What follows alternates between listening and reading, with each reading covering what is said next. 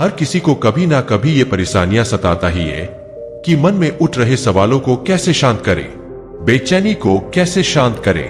तो आज की इस कहानी में मैं आपको 4 ऐसी आदतों के बारे में बताने वाला हूं जिसे आप अपने जीवन में अपनाकर एक अच्छी जिंदगी जी सकते हैं और अच्छे कामों में अपना जीवन व्यतीत कर सकते हैं।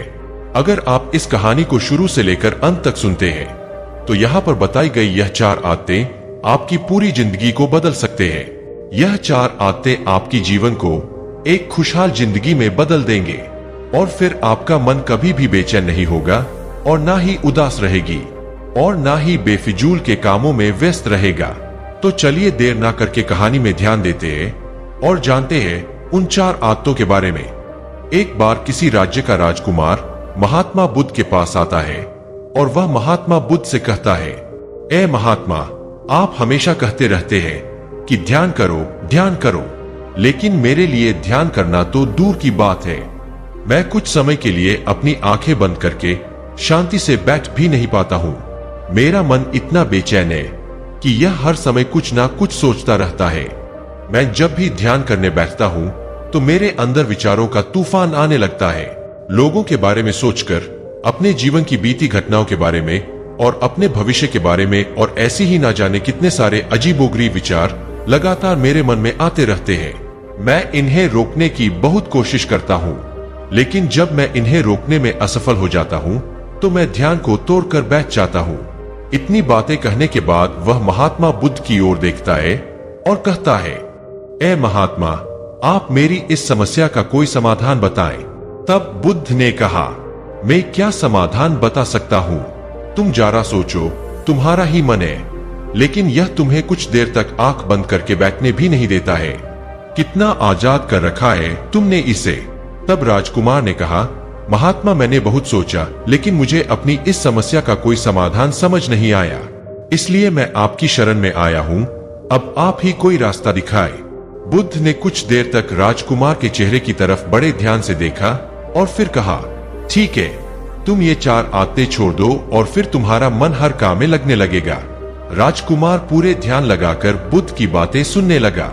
बुद्ध ने कहा, पहली आदत है, दूसरों के मन को पढ़ना छोड़ दो। तुम और तुम्हारे जैसे ज्यादातर लोग यही गलती कर रहे हैं कि वो दूसरों की मन की बातों को पढ़ने का प्रयास कर रहे हैं कि अच्छा, सामने वाला मेरे बारे में ऐसा सोच रहा है, और यही एक आदत तुम्हें सबसे ज्यादा बेचैन और परेशान कर रही है। ज्यादातर उत्सवों पर लोग दूसरों के मन की बातों को गलत और नकारात्मक तरीके से ही पढ़ते हैं। जैसे कि लोग अक्सर सोचते हैं कि दूसरे लोग उनकी तरक्की से जलते हैं, उसे नीचा दिखाना चाहते हैं, उसे पसंद नहीं करते, उसकी मदद नहीं करना चाहते, और ऐसी ही ना जाने कितनी सारी नकारात्मक बातें ये लोग दूसरों के प्रति अपने अंदर बैठा लेते हैं और फिर उनके बारे में ही सोचते रहते हैं, उनसे बदला लेने के तरीके सोचते रहते हैं, उन्हें नीचा दिखाने के मौके ढूंढते रहते हैं, और दूसरों के प्रति यही नकारात्मक सोच इन्हें दुखी करती है और फिर ये लोग बेचैनी महसूस करते हैं। इसलिए दूसरे लोग क्या सोच रहे हैं इसका अनुमान लगाना बंद करो। दूसरे लोगों के विचारों को पढ़ने की कोशिश करना बंद करो। अगर पढ़ना ही है तो खुद के विचारों को पढ़ना शुरू करो कि तुम्हारे अंदर क्या चल रहा है। कहीं तुम नकारात्मक सोच, शिकायत या बुराई करने जैसी आदतों के शिकार तो नहीं हो रहे हो। फिर बुद्ध ने कहा कि दूसरी आदत ये सोचना कि असफल हो गए तो लोग हंसेंगे।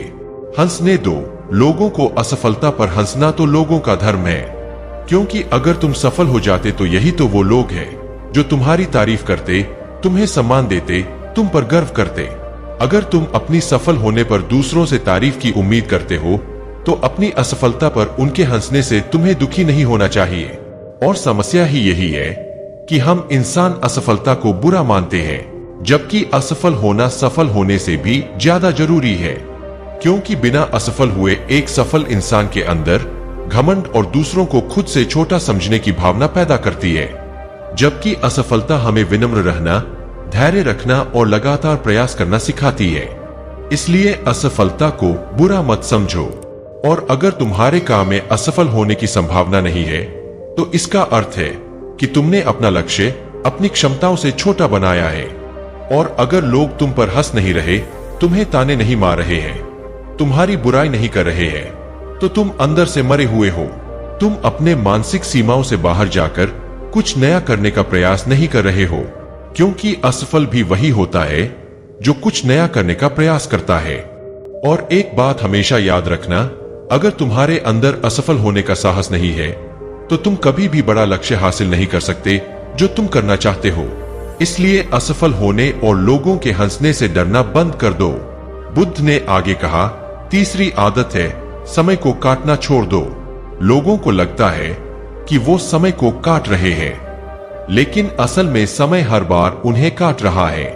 लोगों के द्वारा समय को व्यर्थ के कामों में बर्बाद करने का केवल एक ही कारण है, और वह यह है कि उन्हें लगता है कि उनके पास बहुत समय है, जबकि सच्चाई यह नहीं है, क्योंकि उनसे पहले वाले लोगों को भी यही लगता था कि उनके पास बहुत समय है, लेकिन उन्हें पता नहीं चल पाया कि कब समय बीत गया और उनका बुलावा आ गया। और जब तक उन्हें अपनी गलती का एहसास हुआ, तब तक समय उनके हाथ से निकल चुका था। बस पश्चाताप रह गया था कि सारा जीवन व्यर्थ के कामों में बर्बाद कर दिया। और फिर वो चले गए इस दुनिया से बिना खुद को जाने, बिना इस जीवन की सच्चाई को समझे। इसलिए जब तक यह जीवन है, इसे अच्छे कामों में लगाओ, खुद को जानने में, दूसरों की मदद करने में, लोगों को सही राह दिखाने में, मानवता के कल्याण में। और दूसरी बात, समय को बर्बाद करने से आज तक किसी को खुशी नहीं मिली है।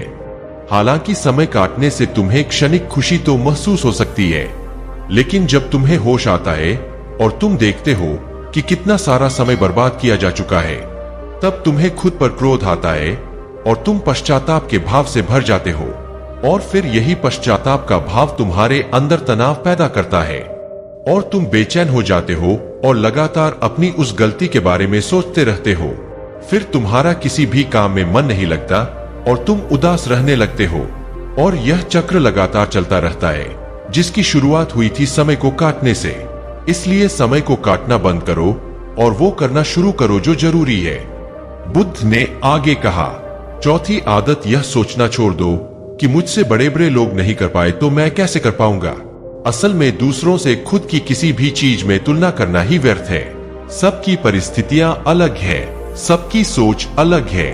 और क्या हुआ अगर दूसरे नहीं कर पाए, तो हो सकता है कि तुम ही कर जाओ, क्योंकि अक्सर वही लोग इतिहास रचते हैं जिनसे ज्यादा उम्मीद नहीं होती। और फिर हो सकता है कि जिसे तुम बड़ा समझ रहे थे, जिसके लिए तुम सोच रहे थे कि उसने बहुत मेहनत की है, बहुत प्रयास किया है, उसने कभी उतना प्रयास किया ही ना हो, केवल मेहनत करने का दिखावा किया हो। क्योंकि ज्यादातर लोग कभी उतनी मेहनत करते ही नहीं है जितनी उन्हें अपने लक्ष्य की प्राप्ति के लिए करनी चाहिए, और दूसरे लोगों के सामने यह दिखाने का प्रयास करते रहते हैं कि मैंने तो बहुत मेहनत की थी, लेकिन मेरी किस्मत ही खराब थी। और यही वो लोग हैं जो दूसरों को बातों ही बातों में कहते रहते हैं कि जब इतनी मेहनत करने के बाद में सफल नहीं हो पाया तो तुम कैसे हो पाओगे। लेकिन अंदर ही अंदर यह इस बात को जानते हैं कि उन्होंने कभी उतनी कोशिश नहीं की थी जितनी उन्हें करनी चाहिए थी। ये बस दूसरों की नजरों में अपनी इज्जत बचाने के लिए, और इस डर से कि कहीं दूसरा व्यक्ति इनसे आगे ना निकल जाए, यह अपने अधूरे प्रयास से घबराते रहते हैं और दूसरों को डराते रहते हैं कि जब मैं नहीं कर पाया तो तुम कैसे कर पाओगे। इसलिए किसी दूसरे असफल व्यक्ति को देखकर ये सोचना छोड़ दो कि तुम भी असफल हो जाओगे। तुम बस अपना सर्वश्रेष्ठ प्रयास करो और बाकी सब समय पर छोड़ दो। बुद्ध ने आगे कहा, अगर तुमने ये 4 आदतें छोड़ दी तो तुम्हारा मन एकदम शांत हो जाएगा और फिर तुम जहां चाहो वहां अपना मन लगा सकते हो। इतना कहकर बुद्ध मौन हो गई और राजकुमार को भी अब समझ आ चुका था कि उसे क्या करना है। उसने मन ही मन उन 4 आदतों को छोड़ने का निश्चय किया और बुद्ध का धन्यवाद कर वहां से चला गया। दोस्तों, इस कहानी से हमें यह शिक्षा मिलती है कि हमें यह नहीं सोचना चाहिए कि लोग मेरे बारे में क्या सोच रहे हैं। अगर मैं कोई काम करता हूं तो लोग उस काम को लेकर हंसेंगे। इसके अलावा हमें अपना व्यर्थ ही समय बर्बाद नहीं करना चाहिए और हमें कभी भी यह नहीं सोचना चाहिए कि अगर किसी व्यक्ति से कोई काम नहीं हो पाया है तो मैं उसे नहीं कर पाऊंगा। दोस्तों, अगर आप मेहनत से किसी भी काम को करते हैं तो कोई भी काम छोटा या बड़ा नहीं होता और एक ना एक दिन सफलता अवश्य मिलती है।